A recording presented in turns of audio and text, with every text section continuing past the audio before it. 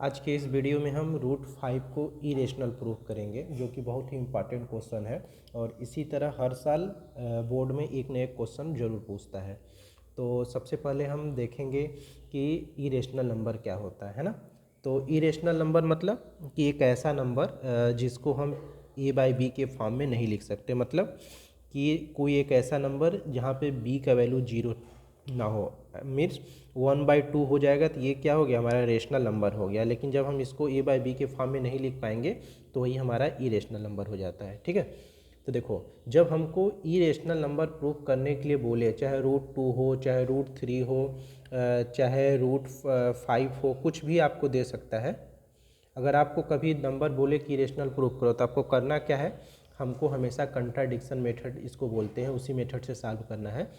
हमको इसका उल्टा मान लेना है। क्या मान लेना है कि जो हमको रूट 5 दिया है ना, ये क्या हो जाएगा, रेशनल नंबर है। और हम पहले मान लेंगे कि रूट 5 हमारा रेशनल नंबर है और फिर इसको हम गलत साबित कर देंगे। तो चलो देखो हमने कैसे सॉल्व किया है। देखो हमने क्या किया है, हमने यहाँ पे मान लिया है कि जो हमारा रूट 5 है वो इरेशनल हमको प्रूफ करना है, तो हमने एज्यूम कर लिया है, इसका उल्टा एज्यूम किया है। क्या एज्यूम किया है कि रूट 5 एक रेशनल नंबर है। जब रूट 5 एक रेशनल नंबर है तो हम जानते हैं कि हम किसी भी रेशनल नंबर को root 5 is equal to P by या फिर ए बाई बी के फॉर्म में लिख सकते हैं।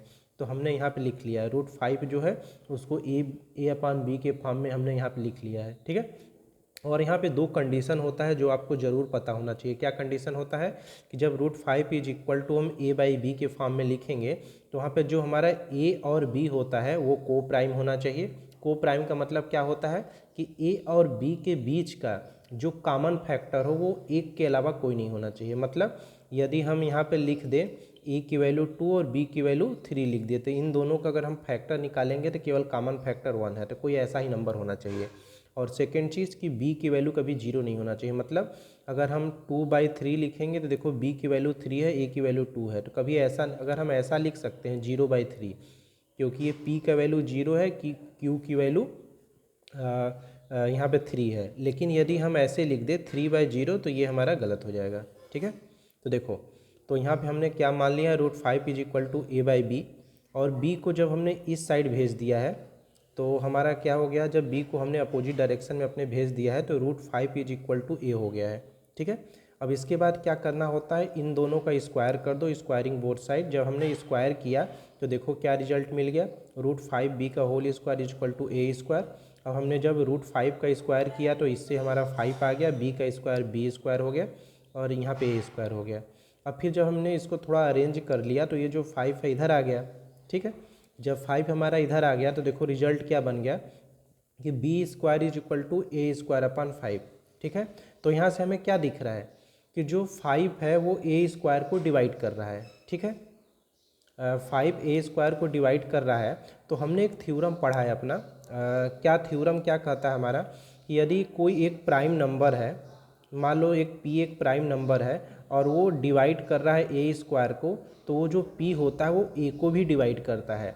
तो उसी कंडीशन से अगर हमारा ए बी दोनों क्या है, प्राइम नंबर है, और ए स्क्वायर को 5 डिवाइड करा, इसका मतलब क्या हो गया कि जो 5 है वो ए को भी डिवाइड करेगा। ठीक है, किसको डिवाइड करेगा, ए को भी डिवाइड करेगा। देखो हमने यहाँ पे मेंशन कर दिया है आपके लिए।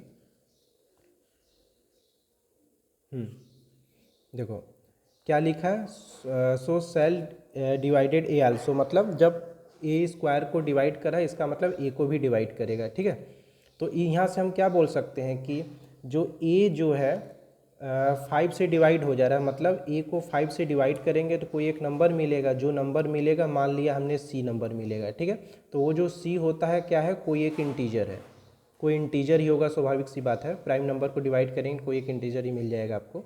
जब अब उसके बाद हमने इसको अरेंज कर लिया है थोड़ा सा, तो ए इज इक्वल टू क्या हो गया 5C। तो यहाँ से देखो हमको एक जो हमने पिछला एक क्वेश्चन सॉल्व कर रहा था तो हमको यहाँ पे क्या रिलेशन मिला था, यहाँ पे हमको रिलेशन मिला था ये रिलेशन सॉल्व करने पे। अब इस इक्वेशन में हमें ए की वैल्यू पुट कर देनी है। तो देखो हमने जब रखा है ए की वैल्यू तो क्या आ गया है, देख लेते हैं। देखो ये वैल्यू हमने रखा है, ए इज इक्वल टू 5C रखना है इस इक्वेशन में जो हमने पीछे दिखाया था। तो जब रखने के बाद क्या मिल गया, 5B square is equal to 5C square, अब ये 5b² इक्वल टू 25c²। अब यहाँ से जब हमने सॉल्व किया तो हमारा रिजल्ट ये आ गया। तो यहाँ से हमने क्या ऑब्जर्व कर लिया कि जो 5 है वो b² को डिवाइड कर रहा है। तो जिस तरह पहला केस में हमने देखा था, इसी तरह यहाँ पे भी क्या हो जाएगा, जो 5 है वो b को भी डिवाइड करेगा। तो वही चीज़ हमने यहाँ पे लिख दिया कि hence 5 is divided by b², so 5 divided b also.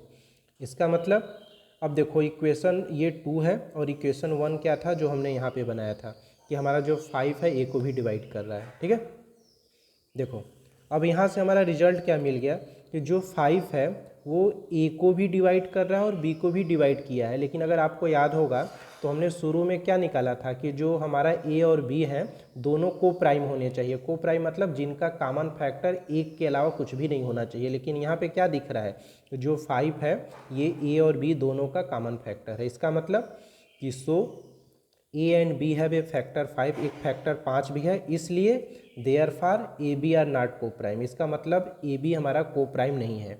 जब ए बी हमारा को प्राइम नहीं है, इसका मतलब जो हमने एजम्पशन माना था कि ए बी प्राइम नंबर है वो हमारा गलत हो गया। जब हमारा एजम्पशन ही गलत हो गया तो कंट्राडिक्शन मेथड ये कहता है कि जब हमारा एजम्पशन गलत हो गया इसका मतलब कि √5 क्या हो गया, इरेशनल हो गया। हमने माना था कि रेशनल है और जो एजम्पशन गलत हो गया इसलिए हमारा √5 क्या हो गया, इरेशनल नंबर हो गया। ठीक है, अगर आपको कोई भी दिक्कत आया हो तो आप मुझसे डायरेक्ट कांटेक्ट कर सकते हो। मैं आपको कांटेक्ट कैसे करना है डिस्क्रिप्शन बॉक्स में लिंक दे दूंगा। और अगर आपको अच्छा लगा हो तो आप चैनल को ज़रूर सब्सक्राइब करें, लाइक करें वीडियो को और बेल आइकन को भी ज़रूर दबाएं ताकि आपको जब भी मैं वीडियो लाऊं आपके लिए तो आपको पता चल जाए। ठीक है, bye bye and thank you.